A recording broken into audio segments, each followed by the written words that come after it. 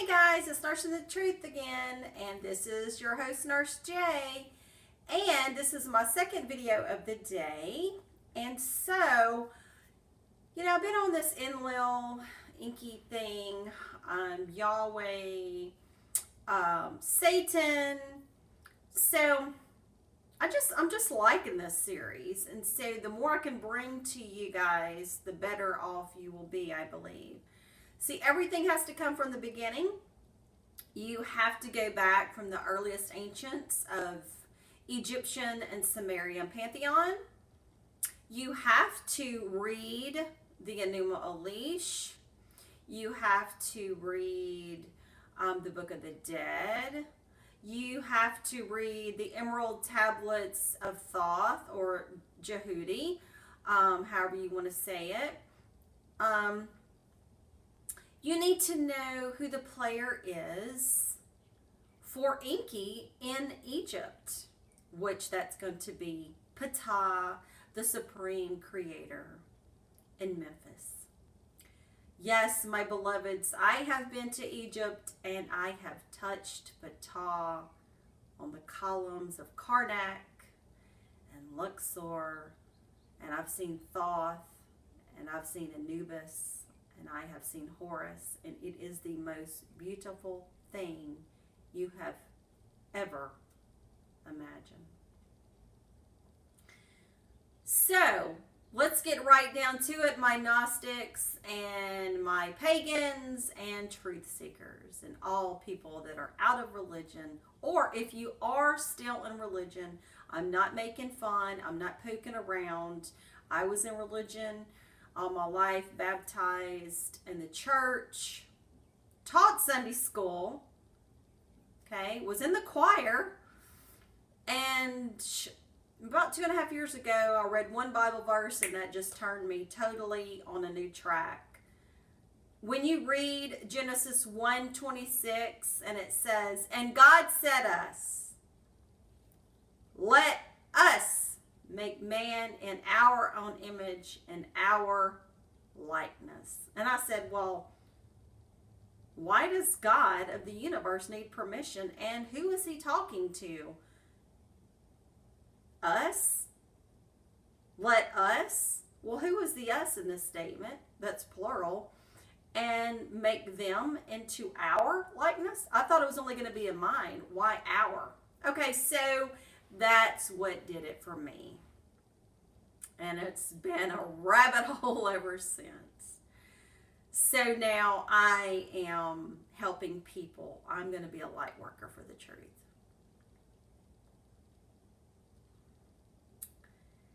All right, guys. So Yahweh, Jehovah, Satan. Let's go ahead and break this down for you guys. So we know that there is a theological deception going on, and we do know in the ancient times the scribes and writers had all access to everything before the great library of Alexandria was burned down by those rat bastard Romans in 391. And all knowledge was lost, and mankind has been backwards ever since. And it has put us backwards by about 1,000 years or more.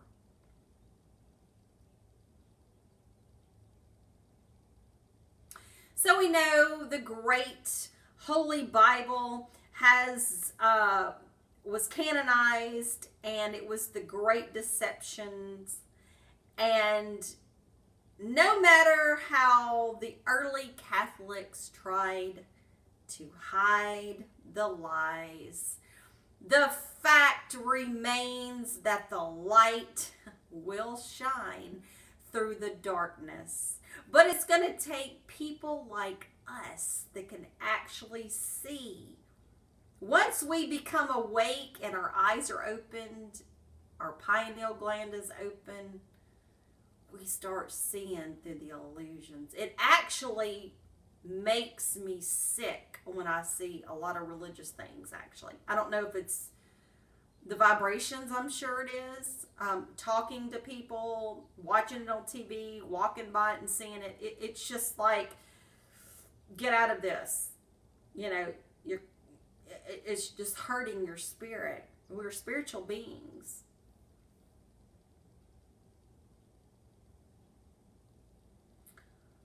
So, human beings have been deceived for a long time.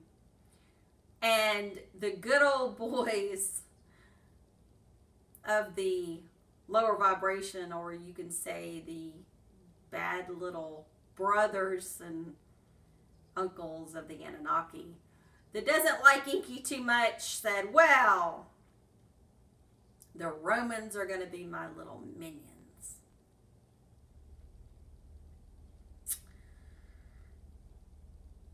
So, we've already discussed Inky and Enlil amalgamated into one character.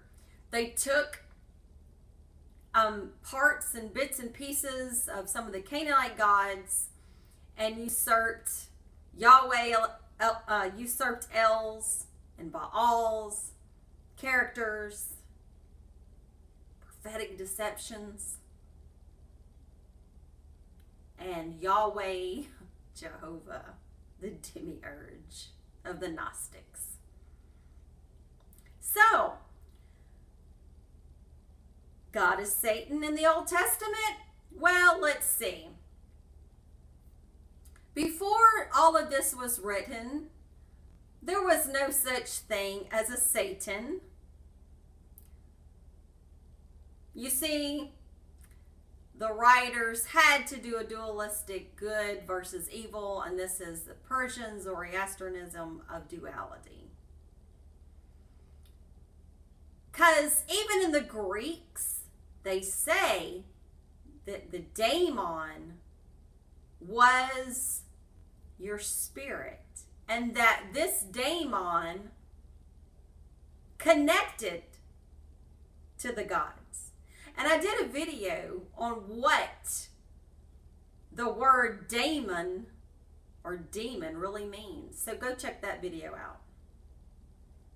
So in 2 Samuel 24:1, the anger of the Lord was kindled against Israel, and he moved David against them to say, go number Israel and Judah. So Satan's going to tell. Okay, so we've been told that Satan was or is bad, little pitchfork man. But really, did you know that Satan was an emissary of the Elohim? Because in Job, he was told what to do. And God allowed him to do it because God told him to do it. And Satan was like, well, I mean, you got your boy Job here that loves you. I mean, you want to test him out? So, my friend, Satan wasn't killing on a bloodbath, murderous mission. God of the Old Testament was a killing machine, and Satan was watching. 1 Chronicles 21:1, it changes. And Satan stood up against Israel and provoked David to number Israel. Well, which one is it? Go check those two verses out. Lamentations 3:38-39 says, out of the mouth of the Most High proceeded not evil and good. Wherefore doth a man complain, a man for the punishment of his sins?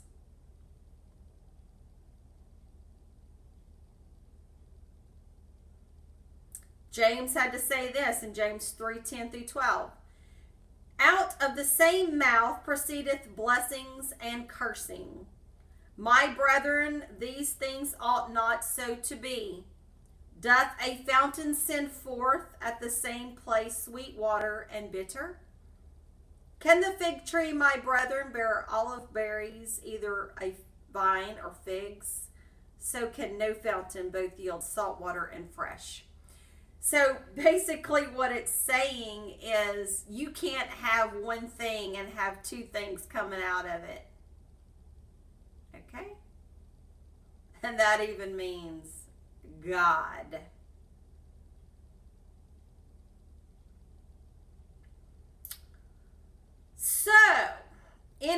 Hebrew, J-E or J-E-H or J-A-H means Lord or God in reference. The suffix Hova, H-O-V-A-H, is number 1943 in the Strong's Hebrew Dictionary and has the meaning of ruin or mischief.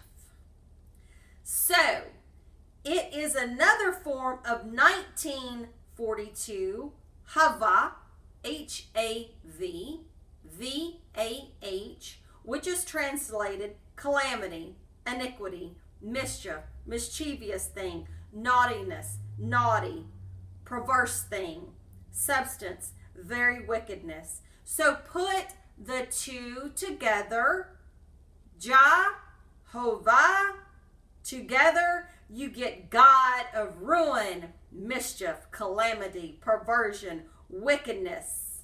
And don't forget noisome, which means it stinks. Simply put, Jehovah is the God of evil. Look it up. Oh, Nurse Jane's not telling you something that you can't find. Get on your little iPad or iPhone and go do the searching, and I'm giving you the information to go find it. Psalms 18:7 through 11 basically says the wrathful God, then the earth shook and it trembled, and the foundations of the hills moved and were shaken, and the darkness was under his feet. And he rode upon a cherub and did fly. Yea, he did fly upon the wings of the wind, and he made darkness his secret place. His pavilion round about him were dark waters. Oh, Anunnaki, are you trying to hide in the clouds in your little flying machine?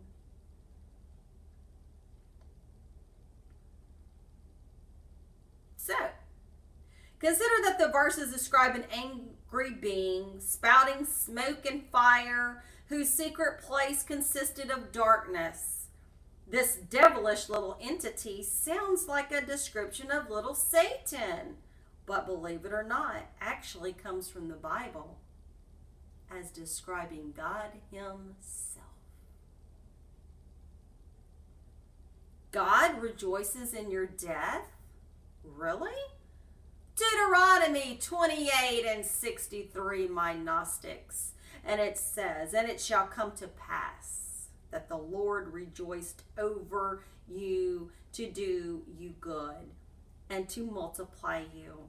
So the Lord will rejoice over you to destroy you and to bring you to naught, and ye shall be plucked from off the land whither thou goest to possess it.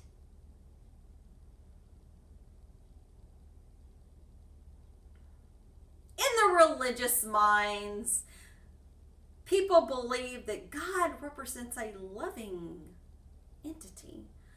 Then one must wonder about God as described in the Bible, who would rejoice to destroy some of his creations. Should we honor an insane, schizophrenic, satanic, murderous, jealous God? The Bible assures us that God possesses an evil spirit with hate and full of wrath, and here he rejoices in destruction. And God appears completely without any wit or humor about it, a mental state that psychologists have observed in many schizophrenics. 1 Kings 18:38, my true seeker, says, Then the fire of the Lord fell and consumed the burnt sacrifice and the wood and the stones and the dust, and lit up the water that was in the trench. This is a sick bastard. I don't know who wants to go to church and go, praise Jehovah. Oh, you're just giving vibrations to that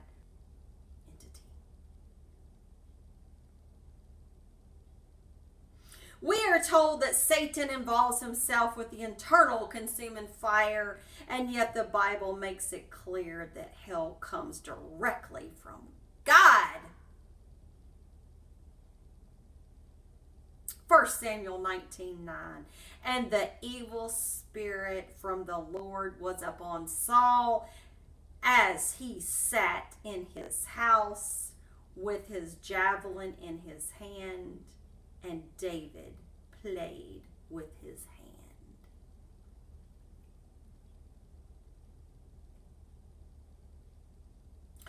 In the early Christian history, the Gnostic cults, there were several, about 50, believed that the Orthodox Church, as well as the Old Testament, came from Satan or an evil entity. And the church, of course, labeled these Gnostics as heretics and pagans and burned their books as well as themselves and filleted these people. And did you know that they had what you call claws and hooks that they would put inside of women's bodies and yank their insides out? And they would bleed and hemorrhage.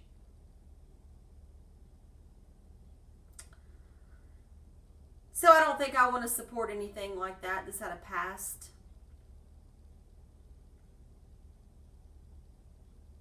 So the Old Testament affirms that God and Satan, if not one of the same, work as a team. Old Testament God is evil. We are taught that some good comes from God and evil comes from Satan. So let's take a look, shall we? Deuteronomy 28:63. And it comes to pass that as the Lord rejoiced over you to do you good and to multiply you, he will destroy you, like I said. And that the evil spirit came from God, that David took the harp and played with it. That's in 1 Samuel 16:23.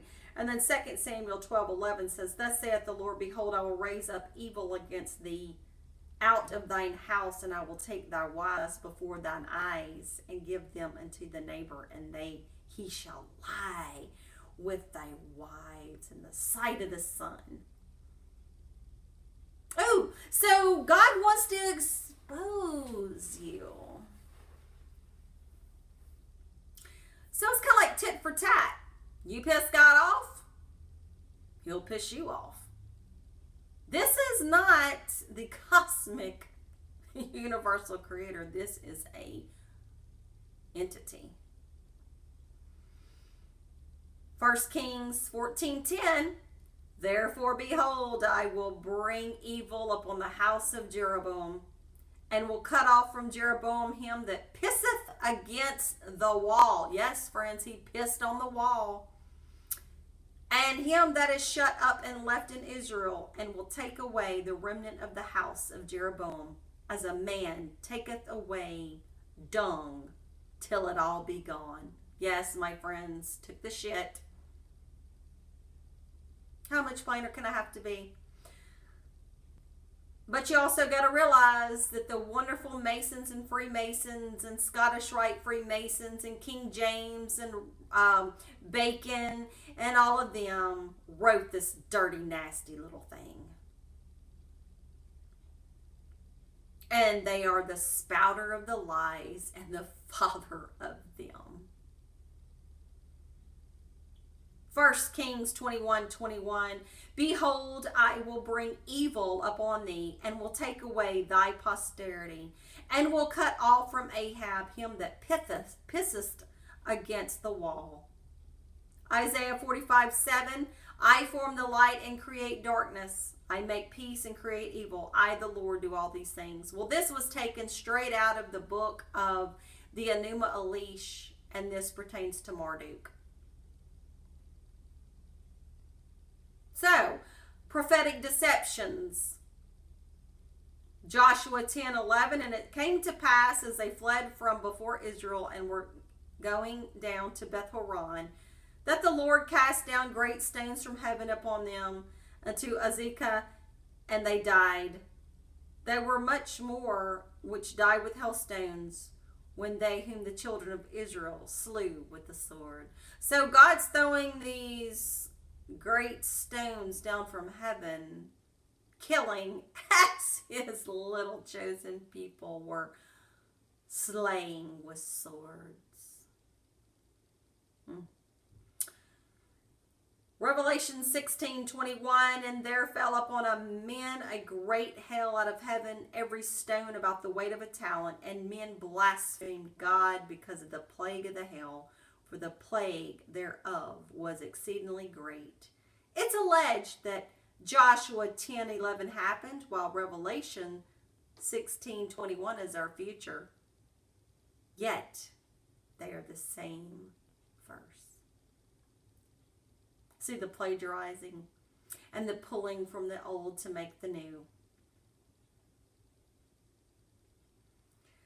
So this is a really deep subject, and if one looks at it with a different point of view, it's really hard to deal with it. A recurring thought is, what if one God gets so angry with me that he strikes me dead? Worse yet, what if because of what I'm saying, he can take comfort in the fact that I'm writing things that the Bible clearly teaches? So notice these two Bible verses, Genesis 19:24, and the Lord rained on Sodom and Gomorrah brimstone and fire from the Lord. Exodus 15:11, our Lord, no other gods compare with you. Hosea 17:1, the Lord will deliver them by the Lord their God. So these verses clearly speak of more than one God.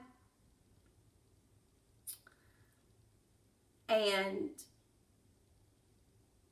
in Joshua 24:2, we notice that there is gods. The psalmist said, for the Lord is great and a great king above all gods.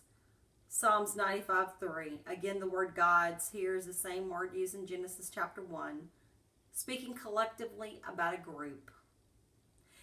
Listen, hero Israel, Jehovah is our God, Jehovah alone. Deuteronomy 6:4. There is only one God, Jehovah. What it actually states is there are other gods, but for Israel there is to be one God, and his name is Jehovah. As far as praise and faith are concerned for Muslims, for Jews, and for the church, it is not wrong to declare that there is only one God. However, among those who want to be true to the Bible, it must be agreed that the Bible distinctly teaches the existence of other gods than Jehovah.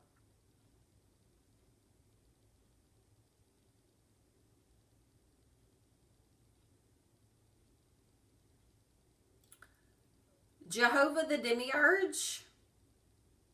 Let's look to see what the word Demiurge means in the Merriam-Webster's dictionary.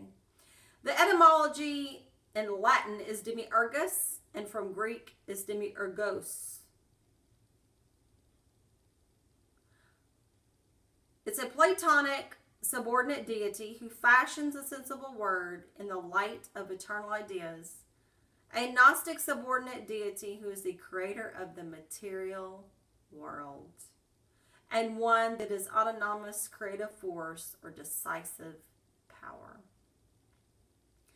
Understanding what a demiurge is and understanding the plurality of a collective creative force, understanding that several locations of the text refers to God as we, us, and gods, and understanding that Yahweh or Jehovah implies he is the only God worthy of worship.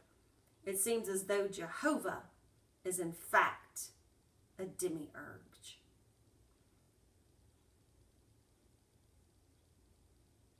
He is the lesser God to the supreme or most high. As being the creator of everything physical, he sought to be the God of creation, to make himself as the most high. He forbade creation from knowing itself and the Most High, the God of all that is. To keep creation from the seemingly small yet largely significant fact, he issued laws, regulations, enforcing them through fear. He essentially made all of the creation, especially mankind, his slaves. He sparked a huge argument in the heavens and the war of the gods. And this story has been twisted by the pens of the lion scribes of Jeremiah 8:8. The Catholic Church Fathers seized themselves as the gods and rewrote the Old and New Testament in such a way to transform the story and keep us bound like obedient slaves. And they wrote Jehovah to be the one and only God, altered out the other gods and inserted new text and removed others, and however they couldn't completely remove the truth. If you look at the text closely, you see the war of the Most High and the Demiurge, how the story was twisted, just exactly Satan is. It was deliberately written to be confusing, to give up all authority to the governments and church leaderships, and to make us willing slaves to the Demiurge and his subordinates. Today's institutional churches, the perceived Bible and belief it is wrong to question on the parts of the great deception.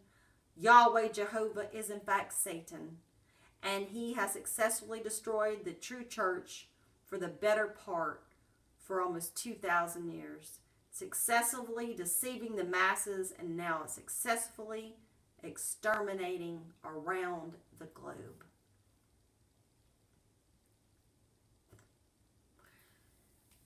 Well, I don't know about you guys, but it just keeps getting better and better.